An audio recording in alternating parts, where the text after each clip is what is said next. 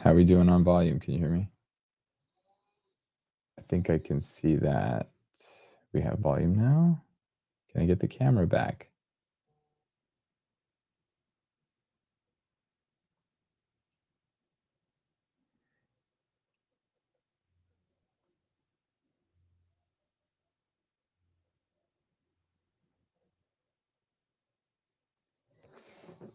This always happens to me, guys. Sorry.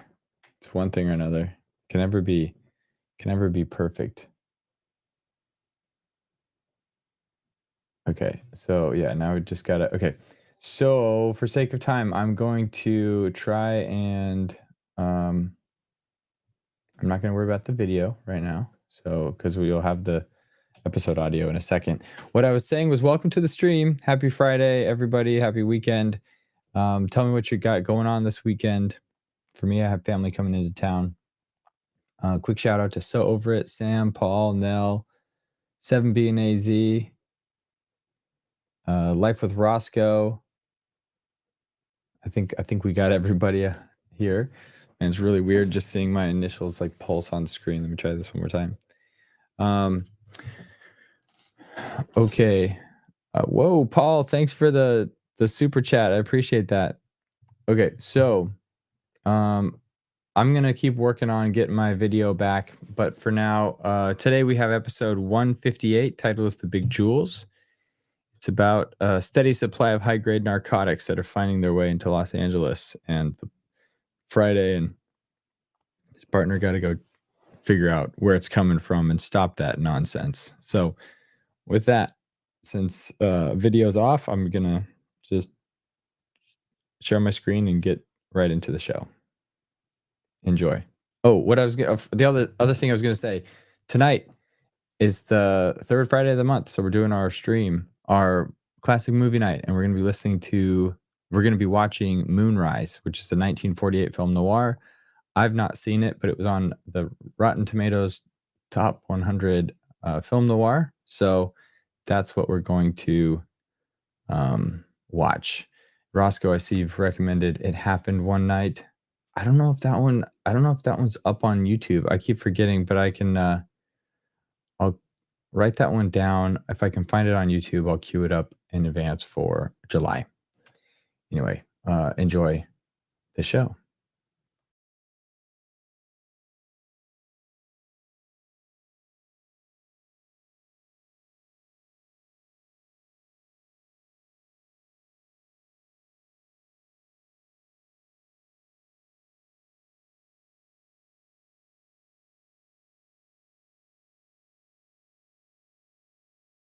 The story you're about to hear is true. The names have been changed to protect the innocent.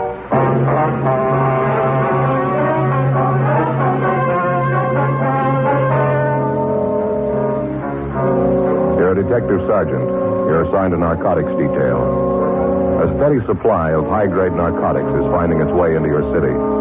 For 2 months, you've been trying to run down the source. The first real break finally comes. Your job? Check it out.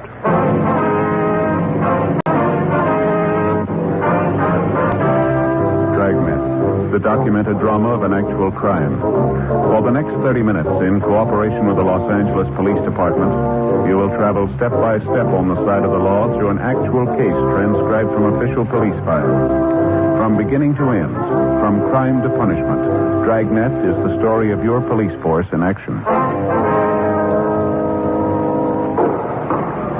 It was Thursday, October 8th. It was hot in Los Angeles. We were working the day watch out of narcotics detail. My partner's Frank Smith. The boss is Captain Kearney. My name's Friday. It was 4:05 p.m. when I got to 318 West 1st Street, the first floor.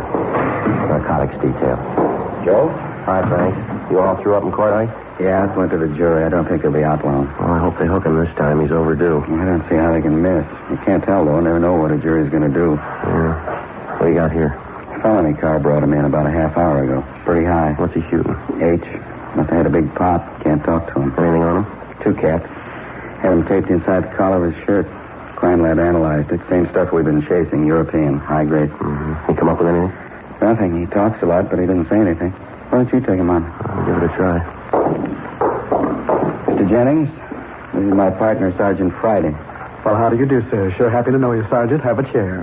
Yeah, thank you. A cigarette? Yeah, I don't mind if I do. Here, I'll give you a light. Thank you.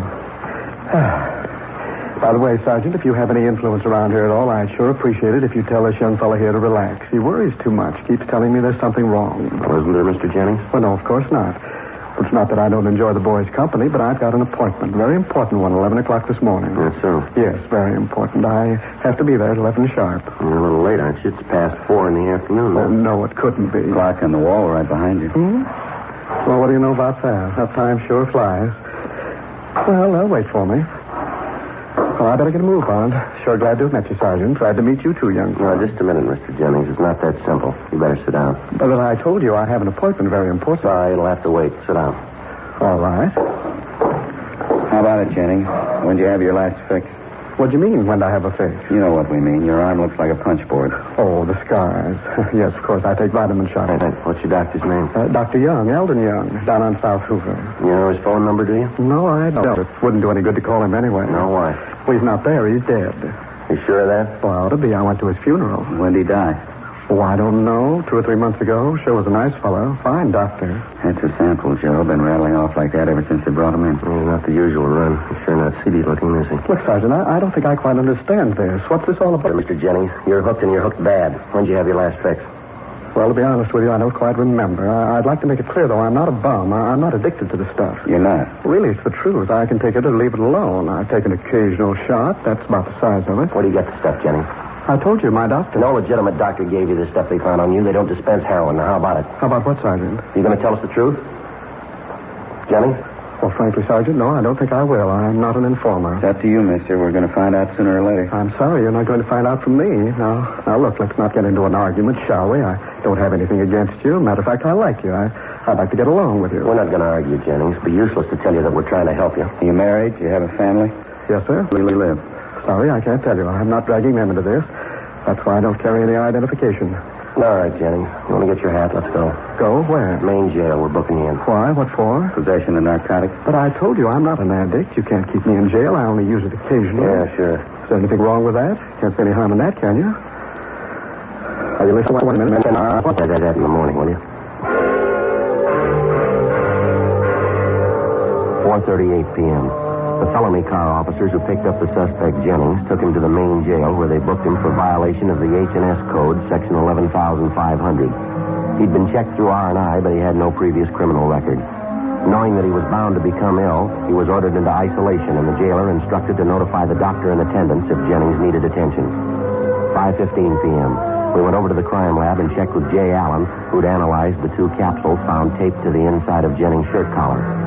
He told us it was the same grade of high-test heroin which had been found in the possession of other addicts during the past 2 months. We knew it was of European origin. We knew it was finding its way into the city. We knew it was being made available to addicts. We picked up half a dozen pushers in the last few weeks with heroin of identical quality in their possession. But the basic source of supply still remained unknown. We were convinced that none of the pushers knew who or what the ultimate source was. The following morning, after Frank and I signed in, we went over to the main jail, signed out the suspect, Jennings, for interrogation, and he was brought to the interview room. His face was white and he was trembling. It was only a matter of time before he got worse, when the withdrawal pain set in. Morning, Jennings. I got to get out of here. Nobody told me to be like this when I got started on the stuff. I can't stand any more of this. Bad? I'm going to die. I wish I could die.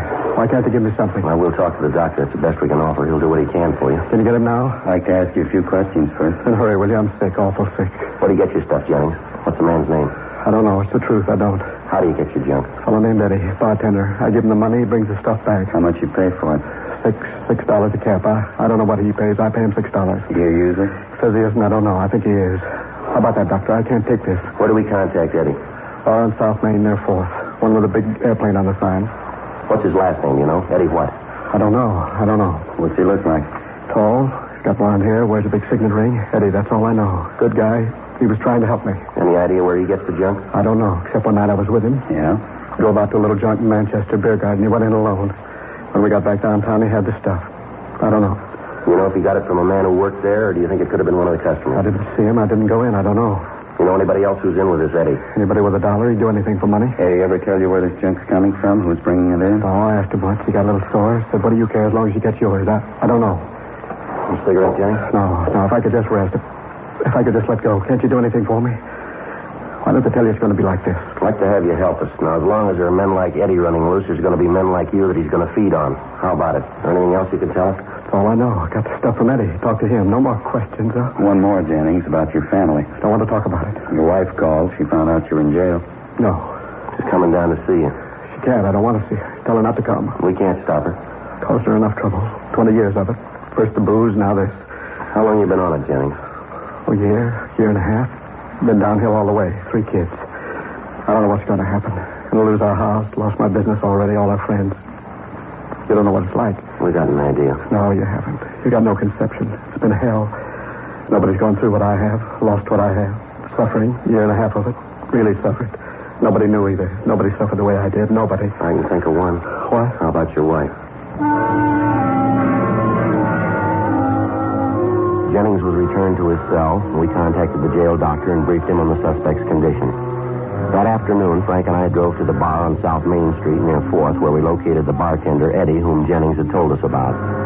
It was fairly apparent that he was under the influence of narcotics. We arrested him, took him back to the office, and began questioning him.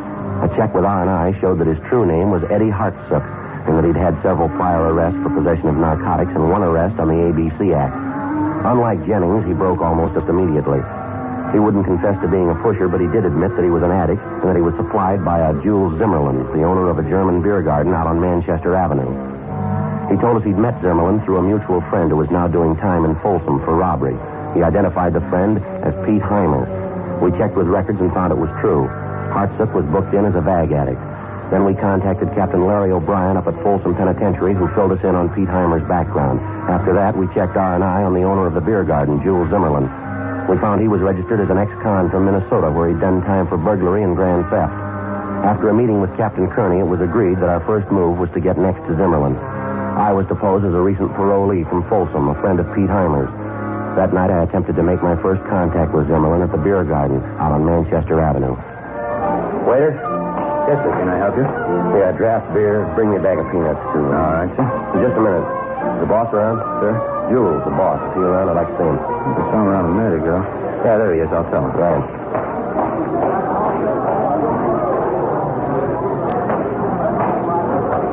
Yes, you want to see me? You Jules Zimmerman? That's right. Jack Bronson. I'm a friend of Pete Heimer's. He told me to look you up. I thought Pete was in Folsom. Yeah, he is. I was in there with him. His cellmate. I drew parole about a month ago. Oh, I see. Mind if I sit down? No, go ahead. Okay. Sure.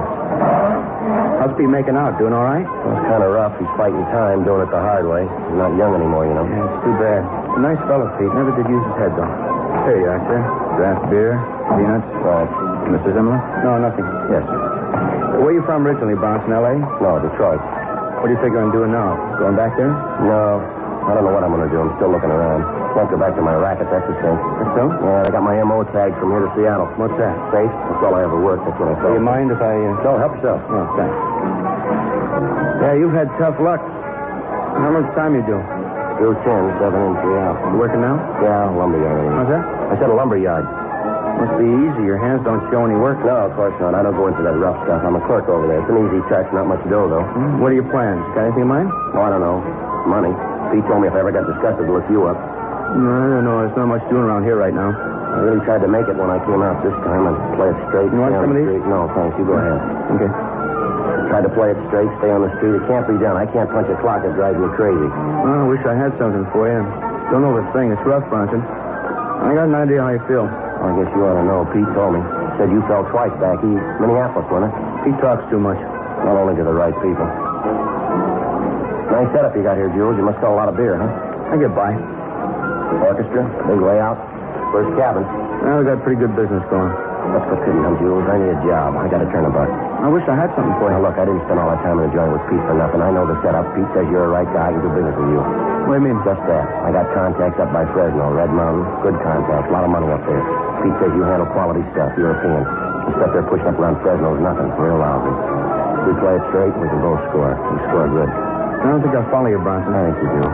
If we get the right stuff up there at the right time, we can clean up. I know we can. That's so. I got a buddy who had a bum a ride to get up there 4 months ago. Now he's driving a Cadillac. Great business up there. It's fast and it's clean. Hey, you want another beer? I can't afford a stall in this, Jules. There's a lot of sucker money around, and I want a piece of it. Well, maybe we can talk, Bronson. I don't know. Might work out something. I'd like to get to know you. What's the pitch? I said I was a friend of Pete's, didn't I? Check with him, or don't you trust him? I haven't heard from Pete lately. I like to. Can't be too careful, you know. Pays to check things out. All right, go ahead and check. I just haven't got the time to throw away, that's all. I'm so crazy about these peanuts. Well, I'll tell you. I might send the wife up to visit Pete this Sunday. She doesn't know him, but she can ask him about you. I hope you don't mind. No, I don't mind. I just want to get going. You haven't got any junk to push. Put me next to somebody who has, huh? There's dough to be made, enough for both of us. I want to make it. You can't go wrong on the deal. You're smart enough to see that, aren't you? You talk fast, Bronson. Look, you're not doing me any favor. I'm doing you one. If you're not ready to move on the deal, just say so. If you are, okay. Look, well, it's a big rush. Take your time. Let's talk about You it. already have. How about it? How about what? You got this set up. Now, when do I get an answer? When I get one from Pete. 11:30 p.m. I traded small talk with the narcotics suspect, Jules Zimmerman, until closing time. Then I left the beer garden, took a streetcar back to the room I'd rented in a small third-rate hotel down on South Broadway. The following morning, I got in touch with the office, and they, in turn, contacted Captain Larry O'Brien at Folsom Penitentiary and acquainted him with the facts of the case. He was told that Mrs. Zimmerman would arrive at the prison to visit Pete Heimer the following Sunday, and that she had never seen Heimer before in person. O'Brien made immediate arrangements to have one of the officers at the prison pose as Pete Heimer and visit with Mrs. Zimmerman. Heimer himself would know nothing about it. I spent the next few nights at the beer garden trading more small talk with the suspect, Jules Zimmerman. The conversation included fishing, the liquor business, gambling, sports, everything but narcotics. I couldn't tell how I was making out with him, whether he was sold on me or not. I waited in my hotel room the following Sunday afternoon until Frank Smith called me from the office. He told me Captain O'Brien at Folsom had just contacted them. He said Mrs. Zimmerman had visited the prison, that she talked with the guard posing as Pete Heimer, and that apparently everything had gone off well. 9:30 the following Monday night. I went back to the beer garden and met with Jules Zimmerman. Yeah, not a bad crowd for a Monday night. Usually a lot slower than this. Well, I'll let you worry about that, Jules. We've been through enough small talk. Now, how about it? What's the answer? Gotta be in a hurry, don't you? Relax, it'll work out. Not without a push, it won't. Now, how about it? You said you'd have an answer tonight. I got one. All right. It's no. What? The idea's all right. I just don't like the way you figured it, that's all. Yeah. I don't take the risk of getting the stuff up to Fresno. If you buy, you buy here. After that, I don't care. How you get up north is your work. Well, if that's the way you feel, I'm not going to fight you on it. Your wife checked with Pete, huh? Just Pete gave the go-ahead. You're everything you say you are. Understand you did a couple of big favors for Pete up there. Well, I'd expect the same from anybody of mine. If Pete told the wife you stood a beef for him. Could have talked, you kept your mouth shut. Only one more thing I want to know. You asked enough, haven't you? You ever chippy around with the junk? Do I look like it? I wouldn't touch it for $1 million. I know the things I'm weak on. H isn't one of them. Good. I don't want anyone around to shoot some stuff. Seen it happen 100 times. Cops fill them in and you're gone. They all talk when they get sick. Let's stop it. Come on back in the office. All right. You say you got these friends who want to buy. How much money can they raise? Well, it depends. How much stuff can you come up with? I mean, good stuff. Everything I handle's good. Here, go ahead. All right. Now, how about it? How much they want? I told you, it depends. How much can you deliver? That's up to the big man. I don't know how much he's got left. I figure stores are pretty low. Thought you was a big man. Bum guess. I handle the stuff for him, that's all. I get my cut. Well, he must be big. Who is he? None of your business. You don't make the deals with him, you make them through me. All right with me. You say you figure he's pretty low on the supply, huh? Mm-hmm. When's he going to have enough to deal? I mean, a big buy. Maybe this Saturday, I don't know. When will you know? Saturday when I see it. How much cash can your friends raise? 10,000, maybe more, depends. You have the money by then? Maybe. I'll have to have a couple of days, contact my friends. Probably they'll want more. How's the stuff come in? Why? Well, what do you think? Why? I want the right slant. Where's it coming from? I'm not going to get loaded down with Mexican stuff. We can help it. Don't worry. European comes in by ship. Yeah, well, it doesn't gel for me. How do they get it by customs? They don't. I do. By the way, you doing anything Saturday? Why? I'll take a little run in my fishing boat. One of the boys is sick. I'll need another deckhand. What kind of sailor are you? I can make out. All right. Come along. We'll do a little fishing. You might learn something. Yeah. Smuggling's not as tough as it looks.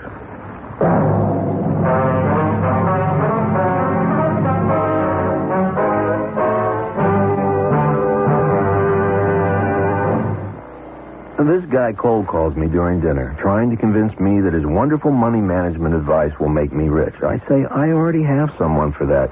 He says, oh, yeah? What does your guy do for you? I say, well, let's see. He helps plan my investments for long-term growth. He administers my 401k, and he's got people managing my trust real estate holdings and dealing with all the zoning and entitlement stuff that drives me crazy. He can get me $1 million line of credit to help pay my capital gains tax, and he can occasionally talk some financial sense into my brother-in-law. Well, there's this pause on the other end, and then he says, do you need any mutual funds? At City National Bank, we realize you do things not everyone can do, and you need things not every bank can deliver. Talk to a trusted investment specialist at City National, the way up.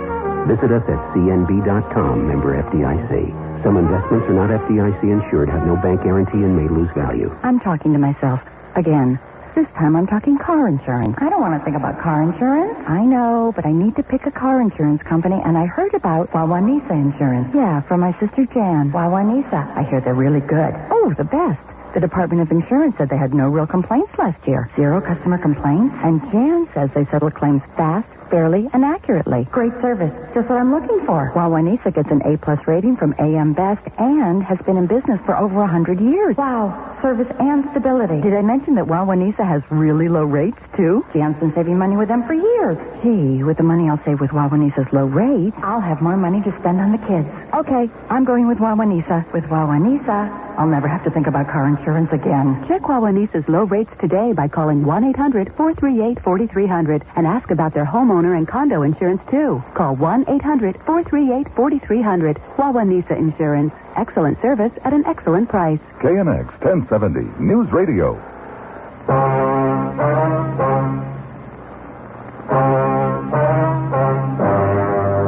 Tuesday, October 13th, 9 a.m. I called the office and briefed him on the results of my conversation with the suspect, Jules Zimmerman, the night before at the beer garden. Captain Kearney put my partner, Frank Smith, on the phone, and we set up a meeting for that afternoon. 2:30 p.m., I left my hotel room and took a streetcar downtown to Pershing Square. Excavating work for the new underground garage at the square was still going on. A temporary wooden fence circled the construction area. I went to the southeast corner of the square where a courtesy stand had been put up for the sidewalk superintendent. I stood around with a dozen other people watching the excavation. I waited.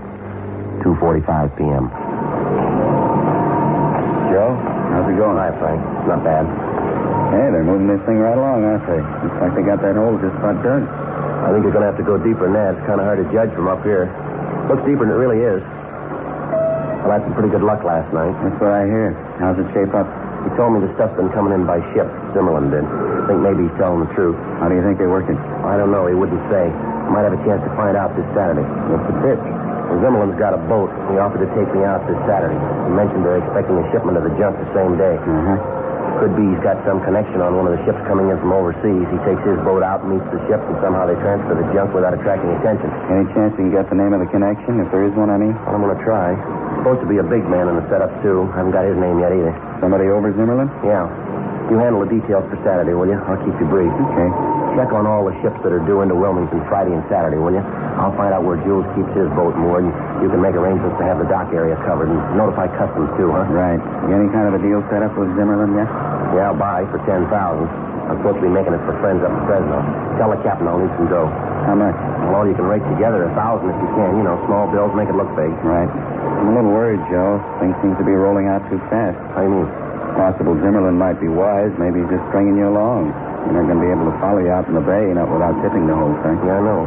You're going to be strictly on your own on that boat. If Zimmerman's wise, he and the gang will be in a perfect spot.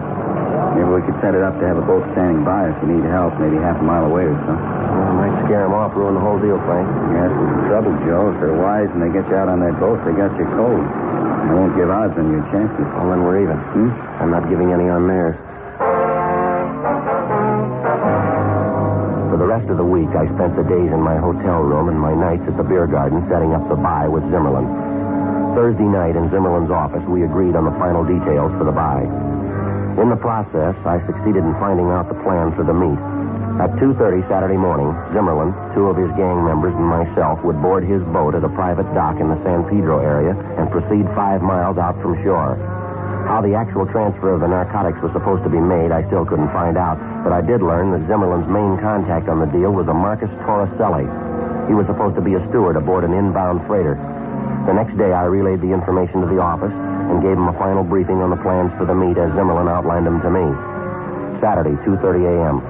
Zimmerman and I, along with the 2 members of the gang, boarded his boat at the private dock and proceeded out to sea. It was a fairly new boat, well appointed, a 38-foot motor cruiser. The 2 men kept busy above deck. Zimmerman and I played cards, talked, and drank beer down in the cabin. 5 a.m. 2 pair of queens up. You do better? You dealt it. 3 trays. Had enough? $40 worth, plenty. Want another beer? No, I got a headache. What time you got? Later than I thought. It's 1 after 5. Let's go topside here.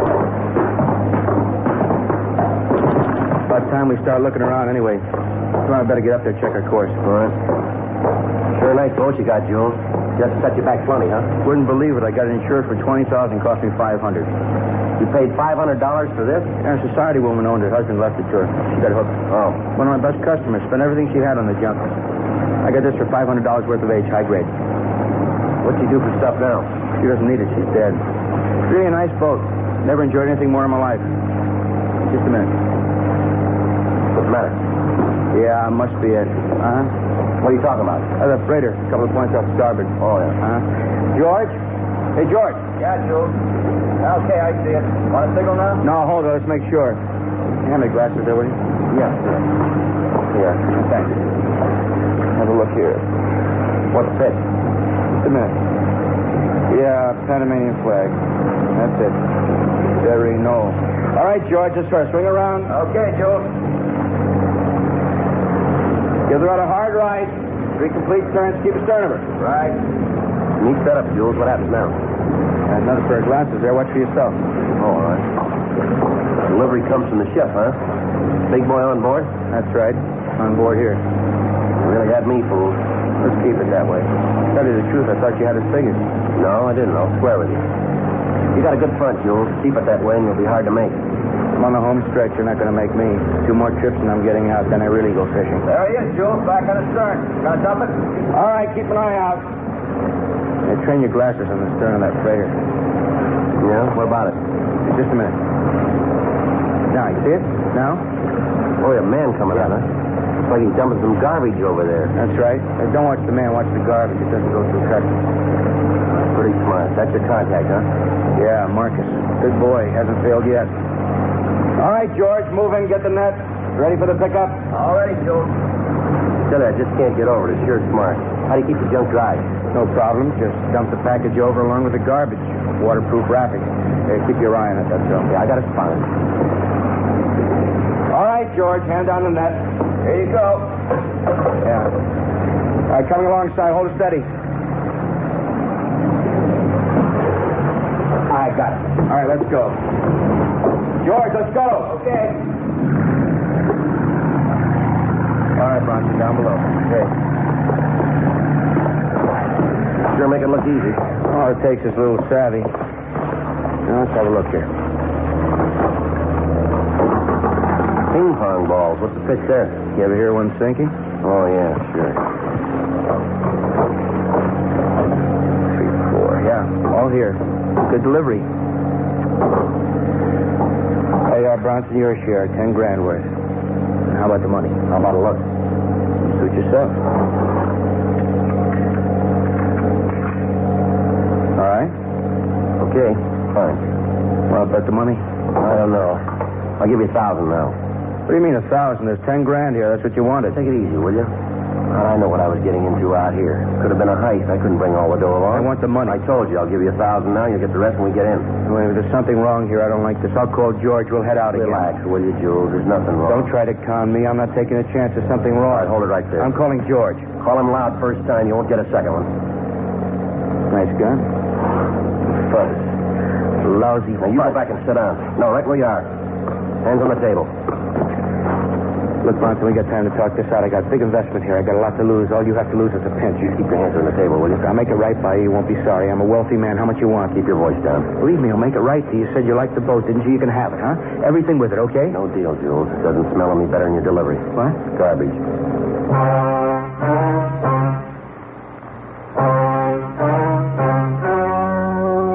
The story you have just heard was true. The names were changed to protect the innocent.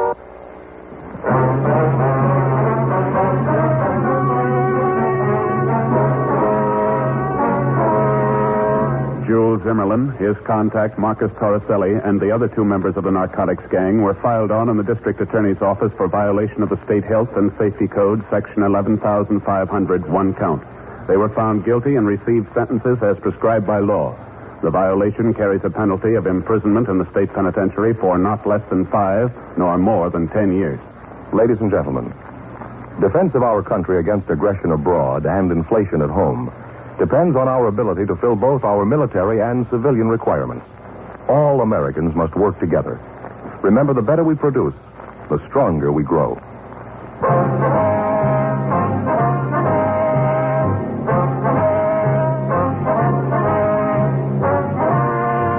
You have just heard Dragnet, a series of authentic cases from official files.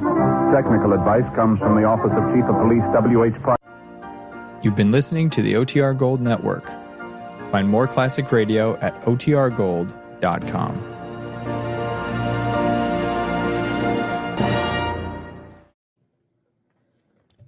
Well, that was a weird episode with the crummy